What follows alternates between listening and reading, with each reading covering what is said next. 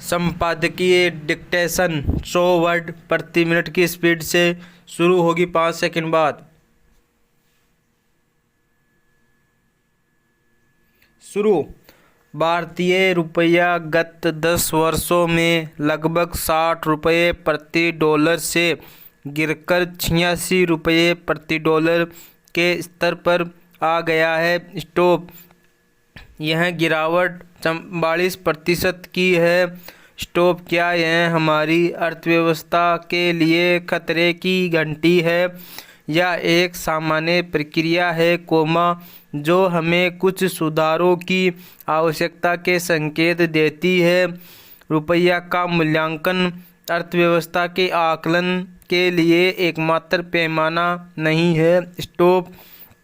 Dollar की मजबूती से भारतीय रुपये का ही नहीं, दुनिया के कई विकसित देशों की करेंसी का भी अवमूल्यन हुआ है।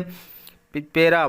सबसे महत्वपूर्ण बात यह है कि भारतीय रुपये के अवमूल्यन से हमें भले ही कुछ हानि हो सकती है, पर इसके लाभ भी है। स्टॉप। रुपये के गिरने से हमारे निर्यातकों को लाभ होता है, जिन्हें डॉलर में बेचे गए सामान पर अब अधिक रुपये मिलेंगे। स्टॉप। लेकिन आयातकों को रुपये के गिरने का नुकसान होगा और उन्हें खरीद पर भारतीय मुद्रा में अधिक राशि देनी होगी। स्टॉप।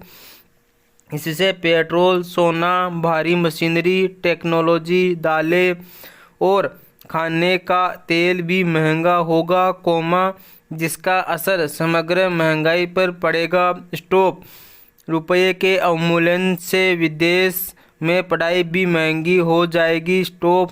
इस अवमूल्यन से विदेशी मुद्रा भंडार में गिरावट देखने को मिल रही है। स्टॉप। हमारा विदेशी मुद्रा भंडार 3 जनवरी को समाप्त सप्ताह में 5.69 अरब डॉलर घटकर 634.58 अरब डॉलर रह गया है। स्टॉप। दूसरा पहलू यह है कि चीन या अन्य देशों से आयात होने वाला सामान महंगा होगा, जिससे स्थानीय उत्पादकों को आयातित सामान की तुलना में अपना सामान बेचना होगा। स्टॉप। रुपये की डॉलर के मुकाबले कीमत मुख्यतः विदेशी व्यापार पर निर्भर होती है। स्टॉप। हमारे निर्यात आयात की तुलना में निरंतर बढ़ने चाहिए, परंतु हमारे निर्यात में गिरावट आ रही है, यह चिंताजनक है। स्टॉप। निर्यात की तुलना में आयात में वृद्धि से व्यापार घाटा बढ़ता है और रुपया कमज़ोर होता है। स्टॉप। सरकार को निर्यात बढ़ाने के लिए नए सिरे से विचार विमर्श कर निर्यातकों को प्रोत्साहित करना होगा। पैरा। शेयर बाजार से विदेशी निवेशकों द्वारा धन निकासी रुपये पर दबाव का एक बड़ा कारण है। स्टॉप। गिरते रुपये के बावजूद हमारी अर्थव्यवस्था के कुछ ऐसे संकेतक हैं, जो अत्यंत सकारात्मक है। स्टॉप। भारतीय दुनिया की सबसे तेज़ी से बड़ी अर्थव्यवस्थाओं में से एक है। स्टॉप। भारत की जीडीपी वृद्धि दर 6% से अधिक अनुमानित है, जो वैश्विक औसत से अधिक है। स्टॉप। मुद्रास्फीति भी कुछ हद तक नियंत्रण में है। पैरा।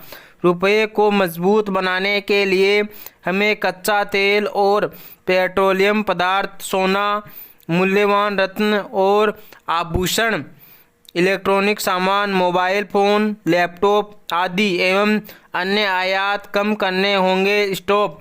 हमें आईटी और सॉफ्टवेयर सेवाएं, कपड़ा और वस्त्र उद्योग के उत्पाद, दवाइयाँ और रासायनिक उत्पादों का निर्यात बढ़ाना होगा तथा नई वस्तुएं और सेवाएं निर्यात करने की संभावनाओं पर निरंतर मंथन करना होगा। स्टॉप।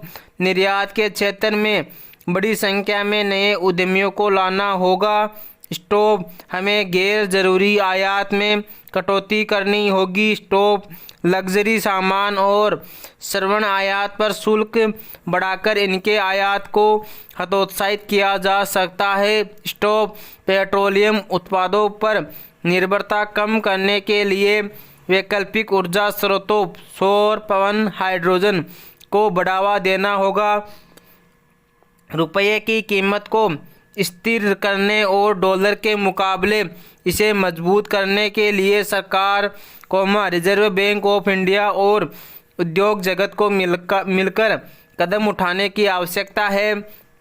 इसके लिए विदेशी मुद्रा भंडार को मजबूत करना, निर्यात बढ़ाने के लिए अनुसंधान को प्रोत्साहित करने जैसे अनेक कदम उठाने होंगे। पर्यटन के क्षेत्र में पधारो हमारे देश जैसे कार्यक्रम के सक्रिय क्रियान्वयन से विदेशी मुद्रा की आय 1.5 गुना करने के लक्ष्य को प्राप्त करके हम अपने रुपये को सम्मान बढ़ा सकते हैं। स्टॉप, रुपये के स्वास्थ्य में विदेशी विनिवेश अत्यंत महत्वपूर्ण कारक है।